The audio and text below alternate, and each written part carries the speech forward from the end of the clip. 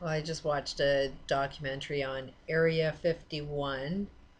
I was there, and it's some interviews on some guys that work there that are telling you like 5% of what's really going on there, which they're letting you know that there's a whole pile of shit that they're not telling you, but it's like the pattern is always going to be the same. So if you can read the patterns of what's really going on, it's okay. The first pattern is all things must die. So somebody on the planet is trying to kill all of humanity, and in order to do that, it's got to be a secret. You got to only know what you need to know, and you got to feel honored and feel special to do this job, to kill all of humanity. But you're only going to play one piece of the puzzle. That's basically what Area 51 is all about. It's like top secret.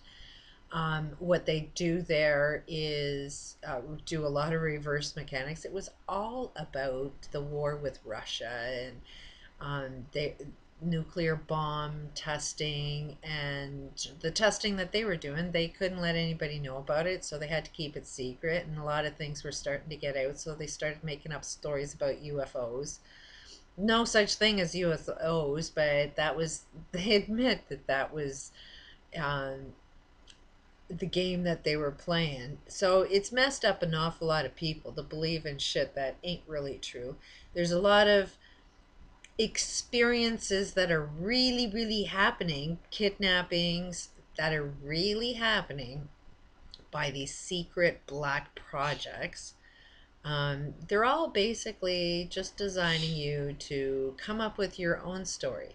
As long as they are not telling you the truth, they're going to let your imagination go wild. And while your imagination is going wild, you can be manipulated to do anything and believe in anything. They have 3D technology. Technology is always at least 150 years more advanced than you're aware of. In order to kill you, it's got to be a secret. So they profit off of killing you. So, and it's like nobody's consciously aware they're doing it. They're all thinking that they're heroes, but who's the player of the game? It's always going to be the guy at the top. The guy that has the most money is the most guilty.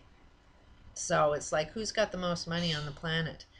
And the ones closest to the top are the second in line that are guilty for it. And they're all funding these technology that they're always thinking there's an enemy. In the rule of all things must die, you always have to have an enemy, so you'll make up whatever kind of story you need to make up to justify killing all of humanity. But it's like we got to wake up to what's really going on. And as soon as you know there's a secret, you know you're not hearing truth. And they're bullshitting a story. So they can't have open government because then they can't manipulate you. Then the corporate structure can't profit and be the greedy people if they actually let all secrets know. So that's why I'm like, WikiLeaks is not a bad thing, and he may be handing out bullshit. He is biased, but thing is that if all information is out there, take out the contradictions and you'll find out truth.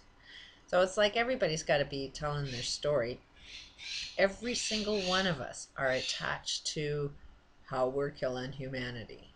How you are earning your living, how you're spending your money is all completely attached to how all of us end up dying by making bombs. In the end, it'll be about making bombs or making poison, creating cancer, creating diseases, creating natural events that you don't even think is in your control to change. But it's all man-made.